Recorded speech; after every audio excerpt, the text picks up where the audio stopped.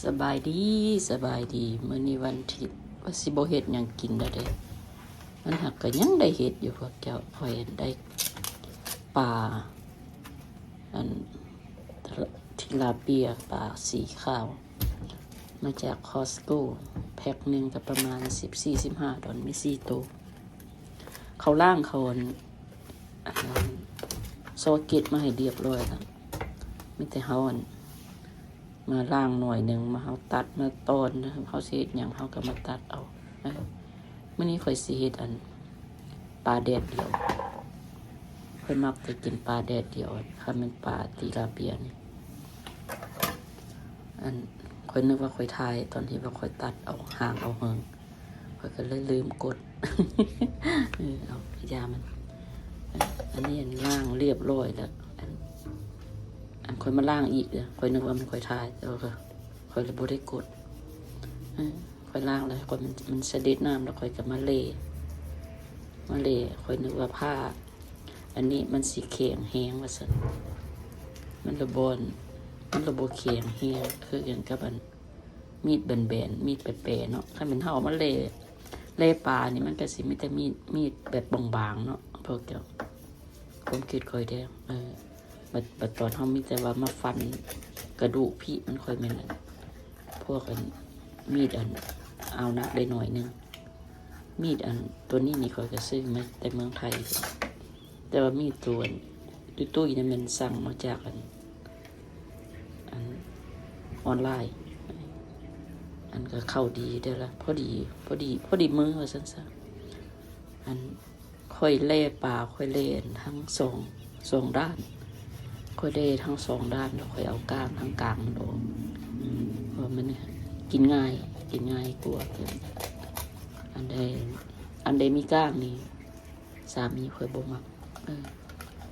แล้วมักไปกินแบบที่ว่าบ่มีก้างคำว่าเห็ดมุกปลาก็คือกันก็เอาแต่พื้นท้องมันมาเห็ดบางอันนั้นบ่อนบางคนเขาจะละมักทั้งหัวทั้งกระดูกกระเดี่ยวเขาเจ้ากินแล้วเขาเจ้าได้แห่นได้ดูด ได้จูบหัวจูบหางมันสามีค่อยนี้ขามีกลางแล้วบ่มักเราญาติมันคาโคเราเป็นคนกินข้าวไวเราติดนิสัยแบบที่ว่าไปเหตุการณ์แล้วเขาหายแต่ครึ่งชั่วโมงพักการเนาะเคี่ยวอุ่นข้าวอุ่นน้ำเคี่ยวกินสิมันใจกลางอยู่นี่บ่ทันเขาละอะไรคันแม่นนั้นเมื่อก่อนท่านค่อยก็บ่ได้ค่อยก็เฮ็ดอันนี้บ่เป็นเลยเมื่อก่อนบ่เคยเฮ็ดว่าซั่นซะจนว่าไปเห็นอยู่ในของ Reels ที่เขาเจ้าเฮ็ดนะเขาเจ้าจีนคือสิเป็นคนไทยนี่แหละเขาเจ้าเฮ็ดเอาจีนกันเขาเจ้าเอาเมียงเครื่องมันโหยหน้าก็เฮ็ดขึ้นเขาเจ้าห้องทอดปลาราดพริกบ่มีหยังนะเขาเจ้าเฮ็ดแบบนี้นะเขาเจ้ามันบ่มีกลางนี่แล้วเขาเจ้าเฮ็ดอยู่ร้านอาหารมันก็กินมันก็ง่ายเนาะเมื่อก่อนค่อยก็มีแต่เลแบบที่ว่าเอาแต่เลออกซื่อๆว่าซั่นซะบ่ได้เอากระดูกออกมาสุดนี้ค่อยเอาทั้งหัวมันออกพร้อมถ้าเฮาเอาไปจืนไปนั่นมันก็กรอบเบิดมันก็ยำง่ายอยู่แต่ว่ากินจืนมานี่2 มื้อแล้วมันนี่ก็สิเอาเข้าแอร์ฟรายเออร์ไปเฮ็ดเอาเป็นตักเฮ็ดปาดแดดเดียวอันนั้นมี4ตัวอันนั้นซัวสิแล้วพอได้ตั้งวานบ่แม่นครึ่งชั่วโมงพุ่นว่าวันนั้นมาเลอยู่หั่นนะมันนั่นเจ็บแขนข้างขวาได้มันก็เลยบ่มีแรงมันก็เลยคล้ายๆว่าใช้เวลาโดนได้หน่อยนึงก็เลย forward ให้มันไวๆซะค่อยสิเห็นว่าปลา4ตัวมันเฮ็ดอันนั้นยาวโพดมันพ วกเบิ่งเขาเจ้าก็สิขี้คร้านเบิ่งแหล้วเนาะเอาตัวแรกเฮ็ดตัวแรกให้เบิ่งแล้วก็ครับผู้ใดบ่เคยเฮ็ดก็อันก็เบิ่งแต่ตัวแรกหั่นตัว2ตัว3ก็คือกันแต่ว่ามันฮักแบบไวๆซื่อๆอันมี4ตัวเขาก็ขายแตะหนึงประมาณ4ตัวนี่แหละอันตัวใหญ่ตัวน้อยผสมกันไปอันค่อยเอาไม่แต่เอามาเอือบใส่กับอันเกลือกับอันผงอร่อยดีเท่านั้นแหละแล้วค่อยก็เอาไปตากแดดค่อยลืมใส่ผงขีมินค่อยมักใส่ขีมินนะมาทำมาปิ้งมันคือว่าหอมนะค่อยลืมลืมแล้วก็ลืม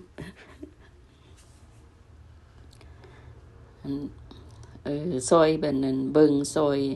อันนั้นค่อยได้เด้อพวกเจ้าก็ subscribe เพราะว่าค่อยเดี๋ยวนี้ยอดวิวค่อยยังบ่เพียงพอที่เขาจะนั้นจ่ายเงินว่าซั่นซะยังได้4ตัวก็มาเอาเกลือกับอันผงคะนอโรยใส่แล้วก็ปาไว้จัก5นาทีแล้วก็เอาไปตากเวลาข่อยยังอีก3,000 ชั่วโมงพวกเจ้าซอยเข้ามาเบิ่งหรือว่าบ่เบิ่งก็ได้เปิดปาเมียนก็ได้ผู้ใดบ่ได้ subscribe ก็ subscribe ไว้ให้แน่นั้นเดี๋ยวนี้ข่อยก็subscriber ข่อย qualify แล้วแต่ว่าค่ะเฮามีหลายเฮาก็ดีแต่ว่าข่อยยังบ่ qualify เวลาเบิ่งว่าซั่นซะเวลาเข้าเบิ่งเขาต้องการ 3,000 ชั่วโมงข่อยได้แต่บ่ฮอด300ชั่วโมงซ้ำยังบ่ฮอด 10% ของที่ว่าเขากำหนดมาให้ว่าซั่นซะก็เลยอยากขอร้องให้พวกเจ้านั้นช่วยเบิ่งแน่if you guys can watch or leave it on without even watching it so I can get some qualification for time of washing washing time and I'm not qualified yet so if you guys can help me I very appreciate it if you haven't subscribed please subscribe or if you have any question or comment you can make if I can answer I'll answer if I cannot I cannotน้ำก็เอาออกมานี่เอาออกจะออกมาตากนอกเพราะว่าบ่ได้เอาตากใส่ตัวmachine มื้อนี้เห็นมันมีแดดก็เลยสิเอามาตากใส่แดด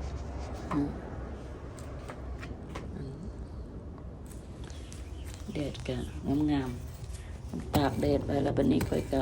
มาลงเฮ็ดสวนได้บัดนี้พวกเจ้าค่อยนั้นสิมาขุดเอาดินค่อยสิมันบงแกนมักแตงดินค่อยก็บ่ได้ซื้อดอกค่อยไม่ได้ไปขุดเอาบนหันขุดเอาบนนี้แล้วค่อยก็ใบไม้บ้านค่อยมาแล้วค่อยก็บ่ใบไม้ที่มันตกลงมาแล้วค่อยก็เก็บเมียนแล้วค่อยก็ไปกองเมียนแล้วก็ให้มันเป็นดินอยู่หั่นตัวใดมันสูงแล้วค่อยก็ไปขุดเอาดินมาแล้วค่อยก็มาผสมกับขี้งัวขี้ควายแล้วก็เอามาปลูกใส่กระถางขี้งัวขี้ควายได้ซื้อแท้ขี้ไก่ก็ได้ซื้อแต่ว่าดินนี่ยังบ่เคยได้ซื้อจักเทื่อดินเมื่อก่อนสามีข่อยยังเอาดินไปทิ่มข่อยโอ้ยพอเพิ่นขุดหยังแล้วบัดนี้มันคือว่ามันเบิ่งแล้วมันบ่งามหั่นน่ะเพิ่นเลยเอาไปทิ่มของข่อยข่อยคิดว่าโอ้ยดินข่อยซ้ำกับเงินค้ำเป็นหยังข่อยเอาดินข่อยไปทิ่มเนาะจ้ะเดี๋ยวนี้บ่เอาไปทิ่มละข่อยไปเด็ดใบบักม่วงว่าต้นบักม่วงข่อยมันใบหลายๆแล้วบัดนี้ดอกมันก็กำลังบานข่อยอยากให้แสงตะเวนส่องลงมาให้มันสอดส่อง จากใบไม้เห็นนะลงมาหาดินเด้อเพราะว่าใบไม้ปกคลุมแล้วมันแดดมันก็บ่ซองลงดินข้อยก็มาเด็ดใบม่วงนั่นแหละอันนั้นเด็ดแล้วข้อยก็เก็บเมียนอยู่ในอันนั้นซ่องในร่องบนที่ค่อยลงไปนั่นแหละอันบัดมันแห้งแล้วค่อยก็เอามาผสมกับดินทั้งเทื่อค่อยก็ค่อยเอาค่าค่อยเฮ็ดใส่กระถางค่อยก็สิเอา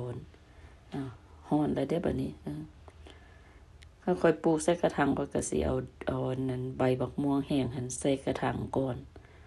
แล้วค่อยเอาดินใส่ทั้งถึงแบบเฮาประหยัดดินหั่นนะอันนั้นต้นกล้วยค่อยก็เฮ็ดแบบนั้นแหละถ้ากล้วยค่อยอันตัวใดค่อยตัดแล้วค่อยก็เอามาซอยๆแล้วค่อยก็เอามาทิ่มไว้ตามต้นหมอกต้นไม้ให้มันซุ่มเย็นอยู่หั่นนั้นเป็นดินอยู่หั่นอันกลมๆเงยๆอยู่หั่นได้พวกเจ้าอันนี้นั่นอันนี้แม่นบอนอันนั้นพักเสามีหยังพักพรย้อนใจได้บนนี้ค่อยอันมันอยู่กองต้นมะม่วงอันค่าเป็นคนสูงหันยางแล้วมันคืออเมริกายางเขาเอาเครื่องมาส่งพวก Amazon เขาเอาเครื่องมาส่งนี่เขาต้องได้ก้มเลยเพราะค่อยนี่ละพอดีพวกอันนั้นต่างชาติเลยมันสูงเขาต้องได้ก้มเข้ามาร่มรื่นดีบอนนี่มันร่มรื่นดีอันนั้นค่อยตั้งใจไว้แบบนั้นอยู่แล้วที่ว่าปลูกต้นไม้อยากมักเฮ็ดแบบนี้ล่ะมันก็ได้ดังใจเฮาดัดแปลงเอาตัวใดที่ว่าเฮาบ่มักเฮาก็ตัดออกตัวใดที่ว่าเฮามันหลายก็ตัดออกอันนั้นตัวใดมันบ่ว่างก็ปลูกใส่ก็เพราะมีบ่อนอยู่พวกเจ้าพอมีบ่อนอยู่ใครได้ที่ว่าปลูกต้นไม้ดอกไม้หรือว่าพักอยู่หน้าบ้านได้แถวบ้านค่อยนั้นก็บ่มีปัญหาปลูกมาได้นี่มันก็หลายปีแล้วเด้ตั้งแต่ก่อนโควิดพุ่นนี่ก่อนโควิดเพราะว่าก่อนโควิดมันก็2000อันนั้น2000ค่อยปลูกมาก็สิมัน2016 17พุ่นแหละเนี่ย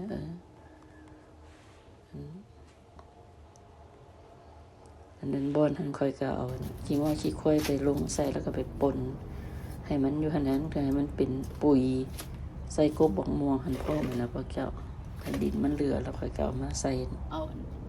ใบบักม่วงอันนี้ค่อยเฮ็ดแบบนี้เลยเพื่อบ่ให้มันใบบักม่วงอยู่ลุ่มขี้ดิน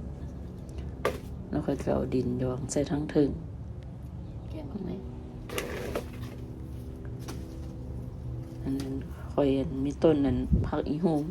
ต้นผักอีโฮมค่อยๆก็ตัดแล้วค่อยก็เอาแกนมันแล้วค่อยก็เอาเปลือกมันเก็บเมี่ยนบัดยามค่อยอยากเฮ็ดปลูกอีหยังค่อยก็เอามาฮ้องคือกันป่นกับขี้งัวก่อนแล้วค่อยสิบักมันนั่นใหญ่แล้วค่อยสิเอาปุ๋ยขี้ไก่ใส่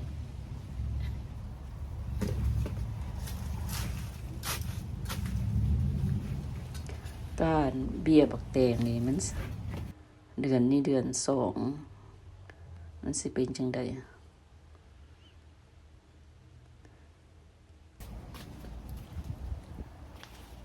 เขาว่าอาทิตย์หน้านี่ฝนก็สิตกแล้วเนี่ยเอามาห่อก่อนอันนี้นั่นผักอีโฮมค่อยตากผักอีโฮมเอามาแล้วค่อยจะเอามาไว้รองข้างหลุมมันผักอีโฮมใบมันมีหยังหั่นมันเขาก็เอาไปใส่ผักใส่หมี่คือกันนะมันดีเด้อผักอีโฮมมันดีทุกอันเลยปีนี้ค่อยบ่ได้ตัดกันต้นผักอีโฮมเมียนแบบที่ว่าต้นมันธรรมดาค่อยสิตัดแล้วค่อยสิมาตัดเป็นขอน้อยๆแล้วก็เอาไปตากแดดแล้วก็มาไว้ต้มเฮ็ดน้ำชากินปีนี้บ่ได้เฮ็ดปีนี้มีแกนมันหลายละกินแกนมันอันนั้นใบมันก็มันค่อยก็เอามาอบแล้วค่อยก็มาเฮ็ดเป็นผงคือมัทฉะนี่แหละ ผักอีโหมหั่นนะบ่แม่นเขาเอาผักใบผักอีโหมนี่ว่ามาเฮ็ดมัทฉะจำค่อยกินน้ำมัทฉะมันก็คือว่าหอมๆคือผักอีโหมนี่มันค่อยก็บ่ฮู้ว่าเขาเอาหยังเฮ็ดเนาะมัทฉะมันค่อยมาเฮ็ดเป็นผงแล้วมันคือกั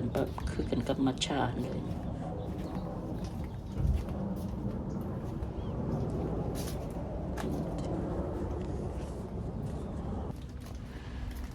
เดี๋ยวแกนมันแกนผัก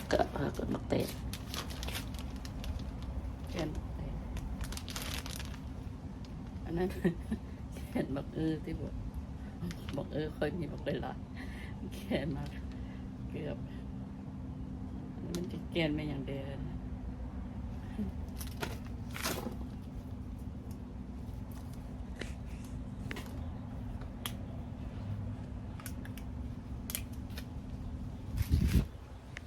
เด็ดมือลายขอกินน้ำกันเด้อพวกเจ้า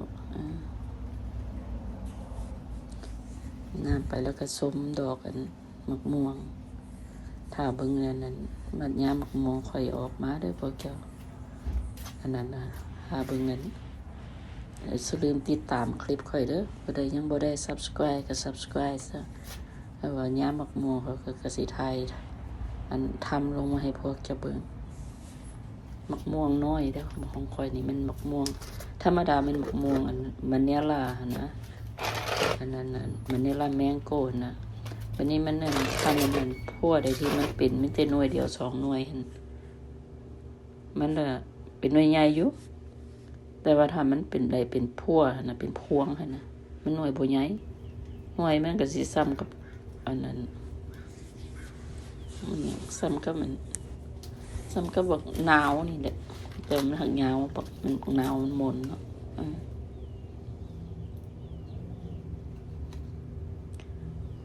อันนั้นอยู่ในซองค่ะก็มีแต่ประมาณ20เม็ด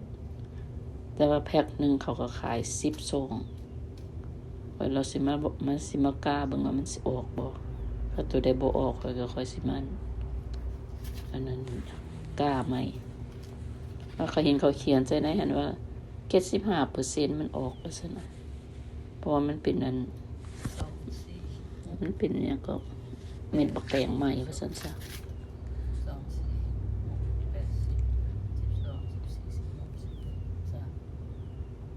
ประมาณ20เม็ดเข้า2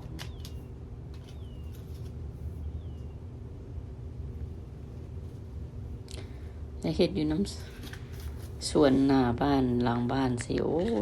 เบิดมือก็ได้นะพวกเจ้าจะเปิดเพลงฟังเปิดธรรมะฟังแล้วมันก็แล้วมือแล้วเว้นไป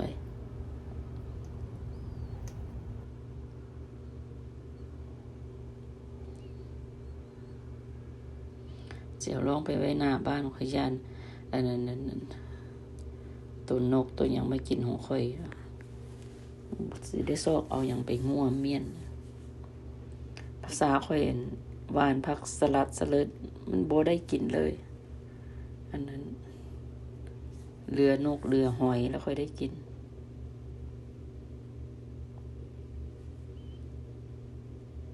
ลองเบิ่งมัน2 อาทิตย์มันสิออกบ่เก็บไปไว้หน้าบ้านที่มันมีแดด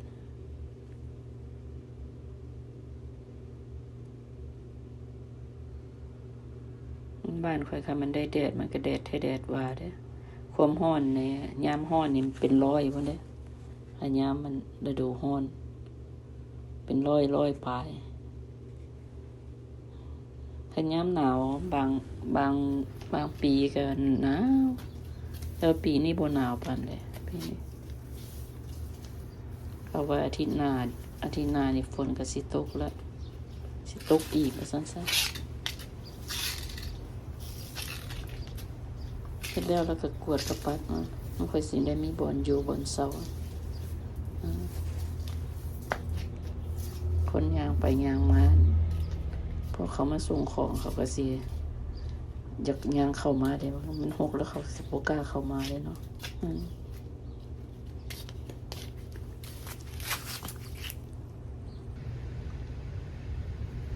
นี่วันนี้สิมาพาลกหญ้าได้บัดนี้พวกเจ้า อยเอามาวางไว้หน้าบ้านพี่เลยยังมีห่มต้นบักฮุงพอได้ห่มถ้าบ่มีต้นบักฮุงอะไรมันแดด100%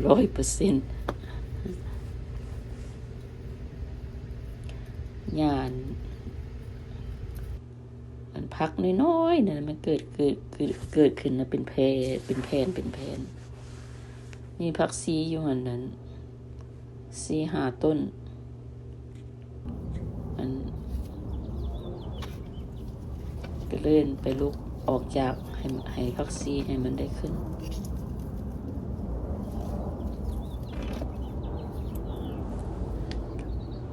แล้วผักกาดค่ะผักกาดใหญ่ข่อยมันกำลังเป็นดอกบ่ได้เก็บเอาออกแล้วก็สิเอาบักแตงลงอีกบักแตงเด้บักทั่วเด้นี่แต่ปลูกแต่2อย่างนี่แหละที่มันพอได้กิน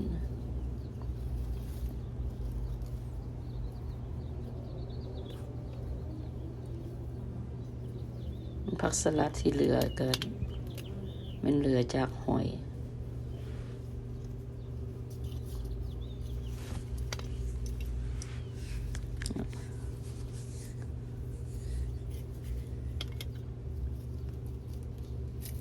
มื้อนี้ก็แม่นซุปเปอร์โบว์บ่เขาเจ้าซุปเปอร์โบว์วันอาทิตย์ซันเดย์ซุปเปอร์โบว์มันเขาสลองกันแล้วเขายิงปืนโอ้ยบักดังบักแห้งๆข่อยจนตกใจ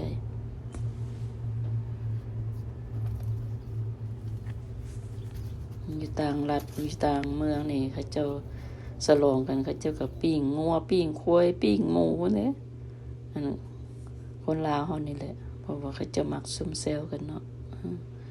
แล้วก็มีหมู่มาก็พวกกันอเมริกาคือกันเขาเจ้าก็มักซุ่มคือกันเขาเจ้าก็ซุ่มกันเขาเจ้าฮักบ่ได้เฮ็ดแบบอันนั้นลาวๆเฮาเขาก็เฮ็ดความกินสุกเรียบร้อยแล้วเขาก็อันนั้นซุ่มกันเนาะอันคนลาวเฮานี่มักแบบที่ว่าโอ้อันมีหยังก็ลาบเป็ดบ่ปิ้นหมูบ่ปิ้นงัวบ่จังซั่นนะ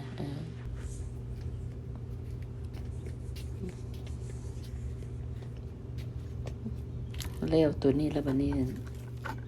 สิไปเอาตัวอีกทางหน้าอันนั้นนานอีกนานมันมี3นานสิเอาทางมันนานทางหน้าสุดก็หญ้าหลายเพราะว่าผักซีมันขึ้นมาอยู่มันบ่มีบอนสิบ่มีบอนสิขึ้นก็เลยได้ไปซอยเอาผักออกให้มันเอาหญ้าออกให้ผักซีนี่ค่ะมันได้งามก็สูงกว่าค่อยเพิ่นมีต้นเดียวที่บอกอันที่ว่ามันรอดหอยกินอยู่ข้างซ้ายมือนั่นแหละหอมป้อมก็ต้นเดียวผักซีก็ต้นเดียวพวกแก้วที่ว่าค่อยกำลังเด็ดกินได้เดี๋ยวนี้ซั่นซะหอมป้อมค่อยก็ปลูกอยู่หลังบ้านกำลังใหญ่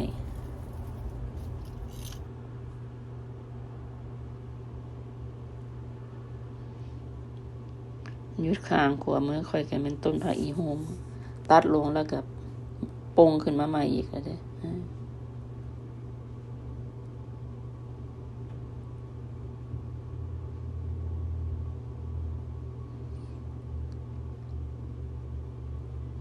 อากาศมื้อนี้มันดีหลายอากาศมันแดดออกแต่ว่ามันฮักบ่ร้อนหั่นน่ะมันแบบเฮาอยู่ได้เฮาเฮ็ดเวียกแล้วมันก็คล้ายๆว่ามีแห้งมันบ่หนาวมันบ่ร้อนมันเย็นๆแบบที่ว่าเฮ็ดเวียกไปแล้วมันก็เย็นๆมันก็เฮ็ดให้เฮาสบายกาย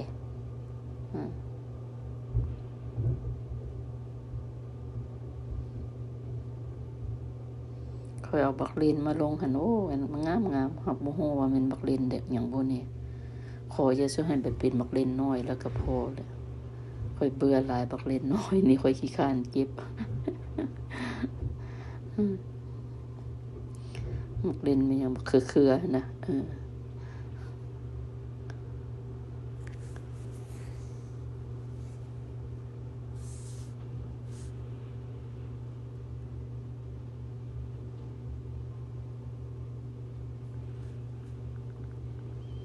ได้2 นานพวกเจ้ามื้อนี้เฮ็ดได้แต่2 นานมันมาปัดมากวดแล้วก็สินะหดน้ำพักเอาไว้อาทิตย์หน้าค่อยมาเฮ็ดอีกนานนึงทั้งข้างเบื้องนี่พี่ที่ว่ามันมีต้นผักแควพี่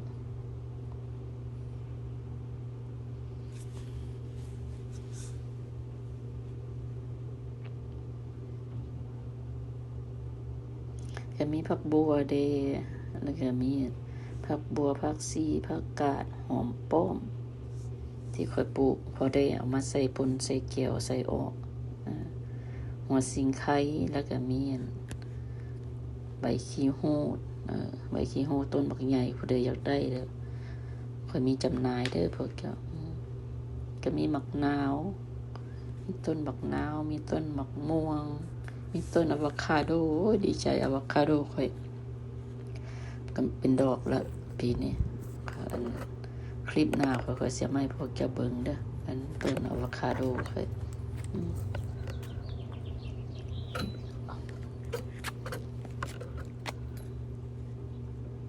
มีเปลี่ยนไปหน่อยนึงละนั่นผักซีที่เห็นอยู่หั่น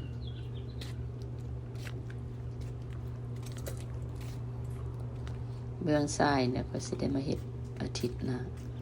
ถ้าบ่ได้มีเรียกไปใส่อันนี้ต้นมะม่วงค่อยงามอันนี้แถวลุ่มซื่อๆอันนี้ทั้งลุ่มหันก็มีหญ้าเบื้องซ้ายมือนี่แหละค่อยยังบ่ได้มีโอกาสได้ไปอันลูกหญ้าอันนี้ลูกหญ้าจากต้นผักบัวมะแข้งค่อยก็มีได้พวกเจ้ามะแข้งมะเขือเครื่องแกงบ่มีเครื่องใส่ใส่ป่นค่อยมีเบิดนี่ไหนนี่อันนี้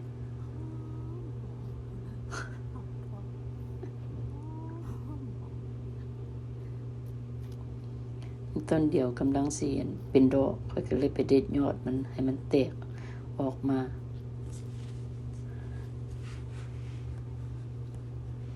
ปีนี้บ่ยันบ่ได้แนวซ้ำแล้วปีนี้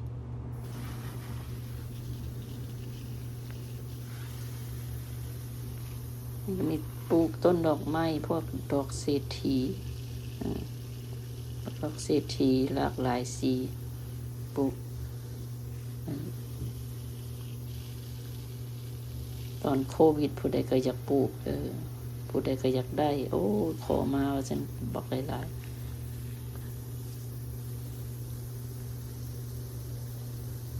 แพงเท่าใดก็เอานะค่าส่งก็แพงพวนปลูกได้ก็ได้ผู้ปลูกบ่ได้ก็บ่ได้มักมังก่อนค่อยมักยังไงค่อยบ่ฮู้ว่าสิเป็นจังได๋ปีนี้มักสีดาค่อยก็มี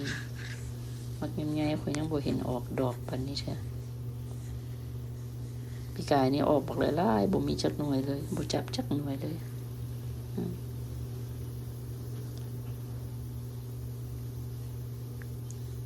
อันนั้นเฮ็ดแล้วก็รดน้ำรดในแล้วก็อันนั้นสุดใจแล้วได้ออกมาเฮ็ดสวนผักสวนมีอยู่นี่มันนั่นสบายอกสบายใจนะพวกฉันเนาะเห็นอันใดที่ว่ามันกำลังขึ้นกำลังงามแฮงภูมิใจ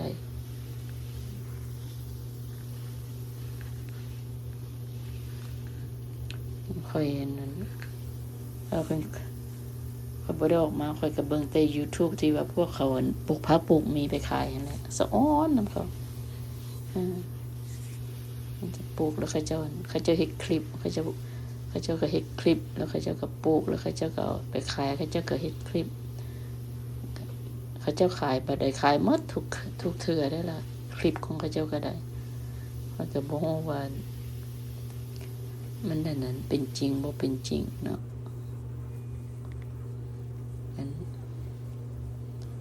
คือเฮาไปขาย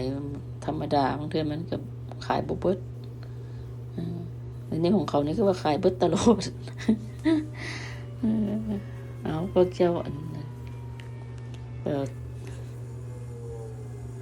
จบพิธีอันนั้นคลิปตัวนี้ ซอยเบิงซอยสมซอยเสียได้เด้อพวกเจ้าเด้อให้อยู่ดีมีแฮงกันหมดทุกคนพบกันใหม่ในคลิปหน้าบ่ฮู้ว่าสิมีเวลาเฮ็ดบ่ถ้ามีก็ได้เอาลงให้เบิ่งเด้อพยายามเสร็จให้เบิ่งทุกมื้อนี่แหละเอาอยู่ดีมีแฮงเด้อบ๊ายบาย